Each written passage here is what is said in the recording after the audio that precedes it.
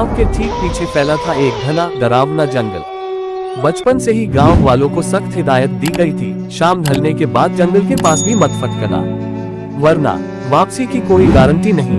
पर आदित्य जैसा जिद्दी लड़का कहाँ मानने वाला था। क्या सच में जंगल में कोई भूत प्रेत है?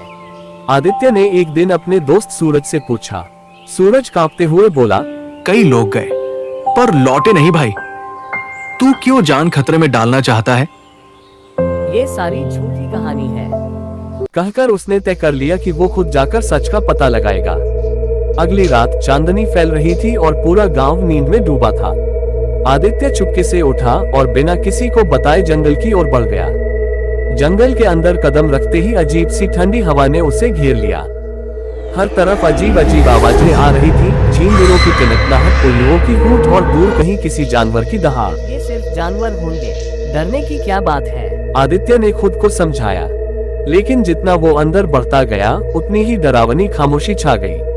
अचानक एक झाड़ी से कुछ सरसराया। कौन है वहाँ? आदित्य की आवाज कांप गई, पर जवाब नहीं आया, बस सन्नाटा। झाड़ी पर नजर पड़ते ही दिखा एक घायल खरगोश। मैं भी ना बिना बात के डर रहा था। आदित्य मुस्कुराया और आगे बढ़ गया, पर असली खेल तो अब शुरू होना था।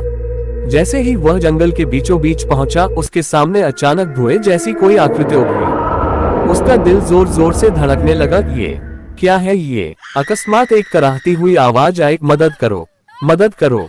कौन है? कहाँ हो तुम? धुंध के बीच से एक लड़की की आकृति सामने आई, सारी आंखों में डर। मुझे बचाओ, मैं यहाँ फंस गई हूँ। आदित्य की समझ में नहीं आ रहा था क्या करूं, कहीं ये वही। पर लड़की की हालत देखकर उसका दिल पिघल गया। ठीक है, बताओ कहाँ जाना है? लड़की ने धीरे से हाथ पकड़ लिया। ठंडा, बर्फ जैसा ठंडा, इस तरफ चलो। वो फुसफुसाई। आदित्य उसके पीछे पीछे चल पड़ा। जंगल और भी गहरा और भी अजीब हो गया था। रास्ता जैसे अंधेरे में निगलता जा रहा था। तुम कौन हो? यहाँ क्या कर रही हो इस वक्त? आदित्य ने हिम्मत कर पूछा। लड़की ने धीरे से सिर झुकाया और बोली, मैं इस जंगल की कैदी हूँ। कैदी? किसने कैद किया तुम्हें? बोलो। लड़की ने कुछ नहीं कहा, बस चलते रही। अचानक वो एक सूखे कुएं के पास रुक गई। यही है मेरा घर, उसने फुसफुसाते हुए कहा। आदित्य चौंक गया। लड़की की आवाज में अजीब सा कंपन था। तभी कुएं से एक हाथ बाहर आया। अरे ये क्या हो रहा है? आदित्य चीख पड़ा। पीछे मुड़कर देखा, लड़की गायब थी। अब वहाँ सिर्फ अंधेरा था और चारों ओर गूंज रही थी वही कराहती आवाज, मदद करो, मदद करो। आदित्य के पैरों तले जमीन खिसक गई। वो उल्टे पांव भागने लगा, पर जंगल अब वैसा नहीं रहा था। पेड़ एक दूसरे से सटकर रास्ता बंद कर रहे थे। रास्ता कहाँ है? कोई है क्या? बचाओ मुझे। आदित्य चिल्लाया, लेकिन हर आवाज गूंज बनकर लौट रही थी। तभी अचानक वही लड़की फिर सामने आ गई, पर अब उसकी शक्ल भयानक थी। आंखों से खून टपक रहा था, जबड़े से मांस लटक रहा था। तुम कौन हो आखिर? क्यों फंसाया मुझे? आदित्य बुरी तरह कांप रहा था। लड़की ने डरावनी हंसी हंसते हुए कहा, तुम इंसानों ने हमारा जंगल बर्बाद किया है, पेड़ काटे, जानवरों को मारा, अब ये जंगल तुम्हें भी नहीं छोड़ेगा। आदित्य का दिमाग सुन्न हो गया। वह गिरता पड़ता भागने लगा। किसी तरह उसने बाहर की रोशनी देखी, गांव की तरफ। बस थोड़ा और, बस थोड़ा और, वह बड़बड़ाया। पर तभी कुछ अदृश्य हाथों ने उसे जकड़ लिया। छोड़ो मुझे, मैं अब कभी जंगल नहीं आऊंगा, छोड़ दो प्लीज।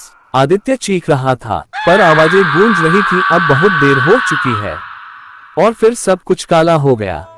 अगली सुबह गांव में सनसनी फैल गई। आदित्य का कोई पता नहीं था।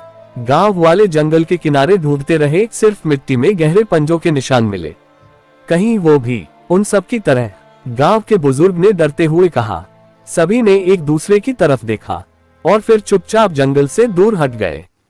आज भी जब रात होती है तो गांव वाले जंगल से अजीब सी कराहने की आवाजें सुनते हैं, मदद करो, मदद करो, और कहते हैं अगर किसी ने जंगल की इज्जत नहीं की तो वह भी आदित्य की तरह कभी वापस नहीं लौटेगा।